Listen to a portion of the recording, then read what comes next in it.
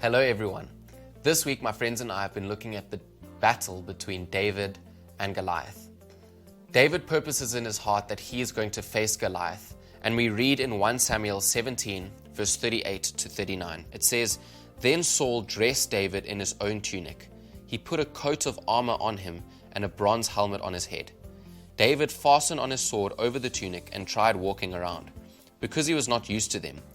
'I cannot go in these,' he said to Saul, 'because I'm not used to them.' So he took them off." Earlier in the chapter, we read that David often found himself looking after the sheep in the field. And while he was doing that, he had to fight off the lion and the bear. David wasn't used to the armor, but he knew that he could take down the lion and the bear, and that gave him confidence to face Goliath. David had an understanding that he was equipped by grace. We read in 2 Corinthians 12 verse 9, it says, "But he said to me, 'My grace is sufficient for you, for my power is made perfect in weakness. Therefore, I will boast all the more gladly of my weaknesses, so that the power of Christ may rest upon me.'" David didn't want to settle for counterfeit comfort.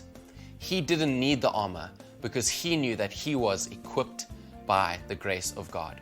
And we can take comfort that in our weaknesses, when we're facing a giant, when we feel like we're not up for it, we are equipped by grace, and His grace is sufficient for our lives.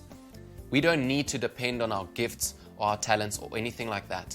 We just need to depend on the grace of God that's already been given to us. We are already equipped by grace. We can take confidence in facing our giants because we know that the battle belongs to the Lord. I hope that has encouraged you today. You are highly favored and deeply loved.